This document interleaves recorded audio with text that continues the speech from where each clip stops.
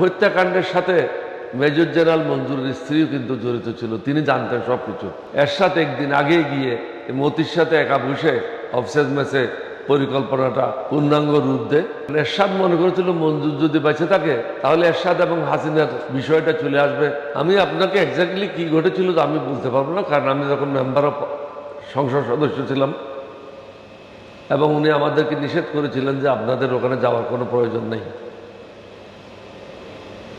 আমি কিন্তু আগের থেকেই আমার একটা জানা হয়ে গেছিল, বঙ্গভবনে যদি এখনো রেকর্ডে পাবেন 17 এপ্রিল শুক্রবার ছিল, 11:30টার সময় আমি বঙ্গভবনে যাই এবং ওনাকে অনেকগুলি কথার মধ্যে এটা বলেছিলাম যে আমার যে সংবাদ আপনাকে গুলি করে মারা হবে, আপনি প্রয়োজনীয় ব্যবস্থা গ্রহণ করেন। তখন তিনি আমাকে বলছিলেন তুমি একটু আরও তথ্য সংগ্রহ করো, তথ্য সংগ্রহ করে আমরা আবার একসাথে বসবো 22শে মে। 22শে মে সকাল উঠে আমি বঙ্গভবনে টেলিফোন করলাম, কারণ তখন বেলজিয়ামের কিং এবং কুইন তারা দুজনে আসছিল এবং বঙ্গভবনে ছিল।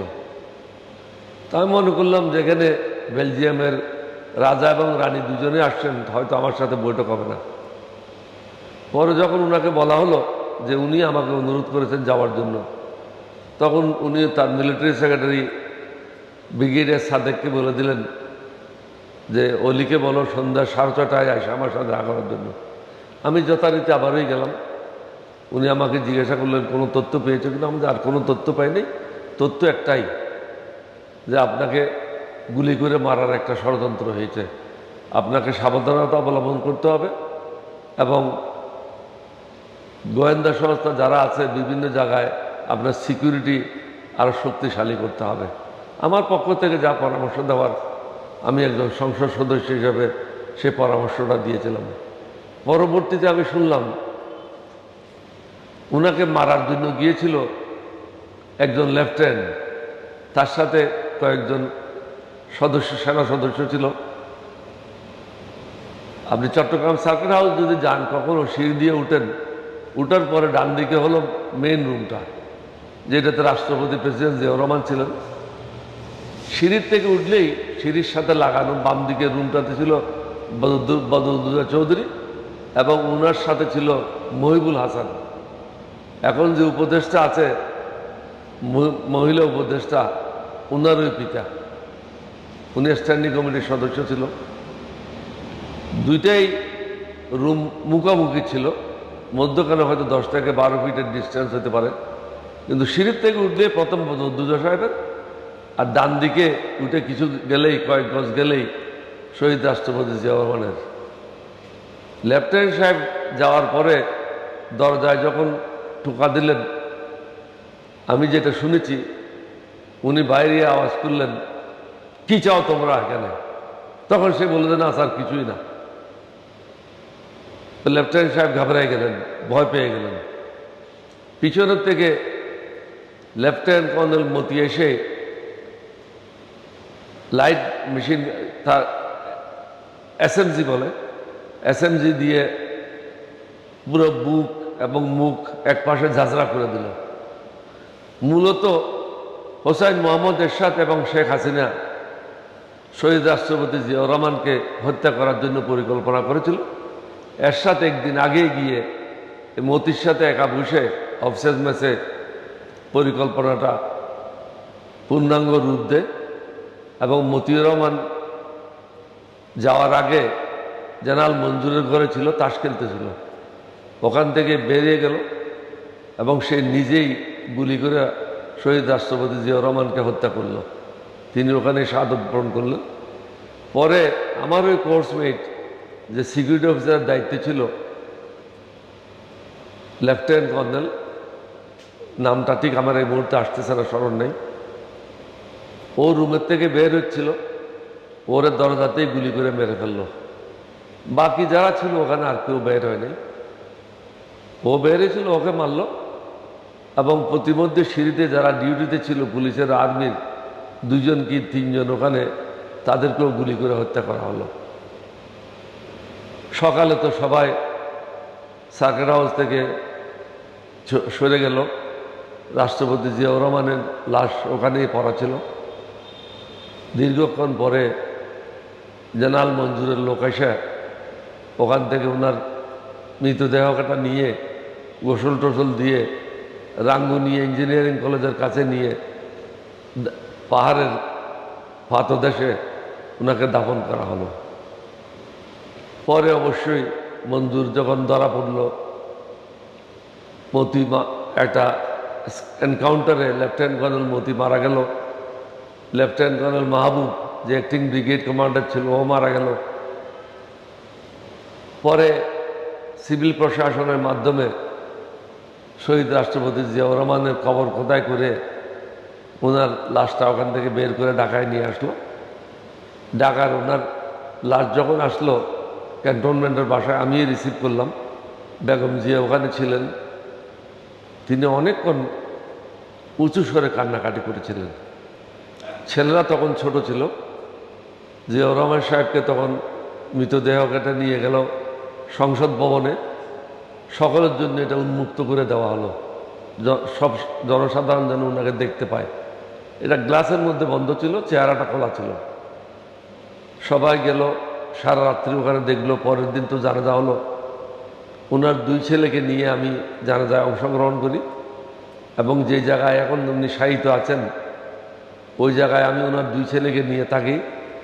খবর দেওয়ার শেষ না হওয়া পর্যন্ত ওখানে উপস্থিত ছিলাম। পরে খবর দেওয়া শেষ হওয়ার পরে ওনার দুই ছেলেকে নিয়ে আমি এসে দুইজনকে বেগম জিয়ার কাছে হস্তান্তর করে আমি নিজের বাসায় চলে আসি। এটা তো মঞ্জুরকে জিজ্ঞাসা করতে হবে, মঞ্জুর তো এখন মারা গেছে। আমাদের কোনো বিশ্লেষণ নেই। উনি হয়তো মনে করেছিলেন এমন একটা জায়গায় খবর দেব যেন তালাশ করে না পায়, কিন্তু এখানে ইঞ্জিনিয়ারিং কলেজের ছাত্ররা এটা দেখে ফেলছিল।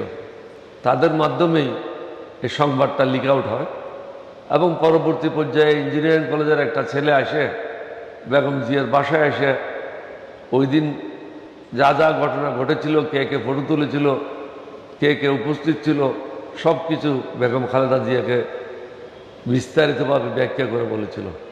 এইটা একদম 100% সঠিক হলো হোসাইন মোহাম্মদ এরশাদ এবং শেখ হাসিনা ভারত থেকে 9 বছর ট্রেনিং করে আসার 17 দিনের মধ্যেই রাষ্ট্রপতি জিয়াউর রহমানকে হত্যা করা হলো। এটা একটা পরিকল্পিত হত্যাকাণ্ড ছিল।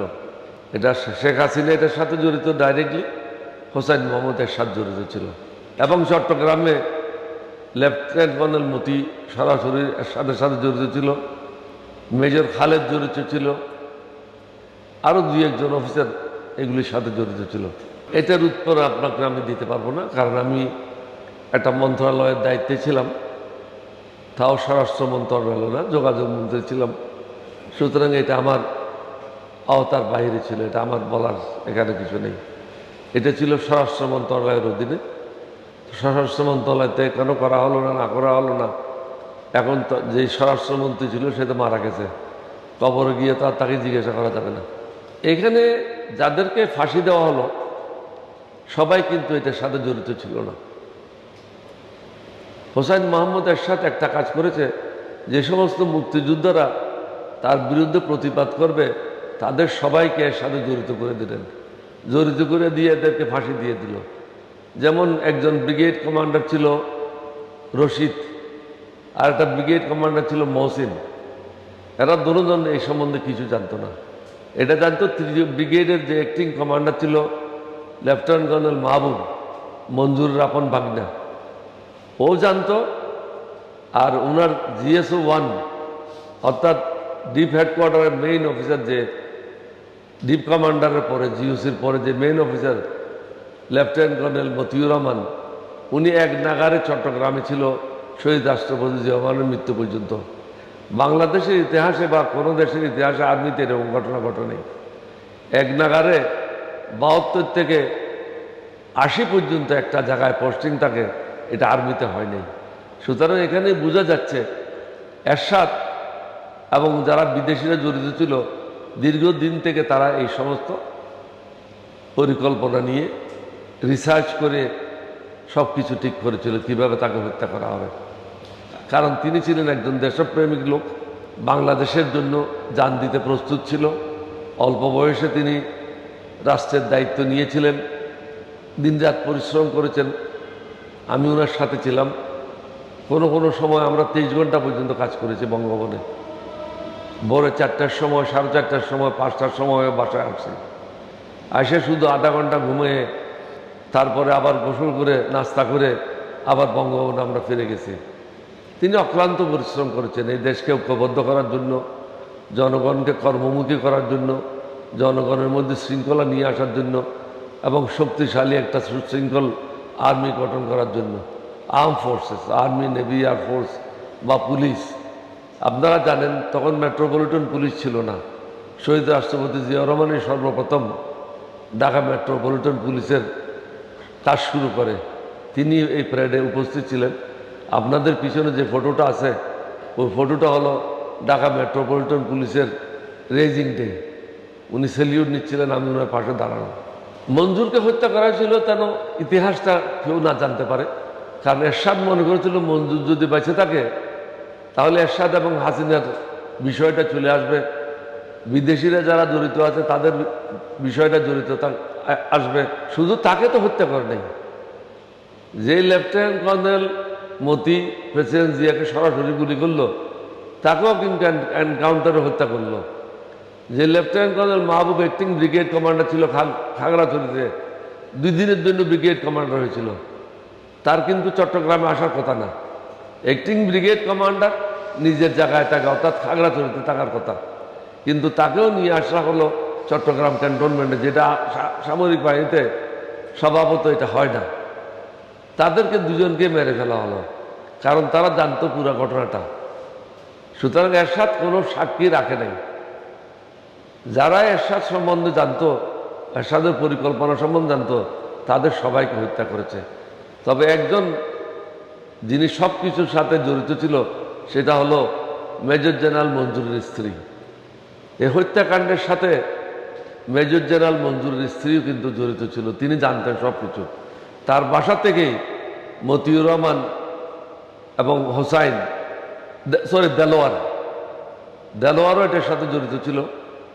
লেফটেন্যান্ট কর্নেল দেলোয়ার ও ওখানে মঞ্জুরের সাথে, জেনারেল মঞ্জুরের সাথে ডিভিশনাল হেডকোয়ার্টারে ছিল। এরা দুজনেই এটার সাথে সরাসরি জড়িত ছিল। প্রেসিডেন্ট জিয়া কী কী কাজ করেছেন আমি সেটাই বলবো, বাকি বিএনপি সম্বন্ধে কোনো সমালোচনা করার জন্য আমি এখানে নাই। প্রেসিডেন্ট জিয়ার সময় উনি চেয়েছিলেন সমগ্র জাতিকে ঐক্যবদ্ধ করতে হবে।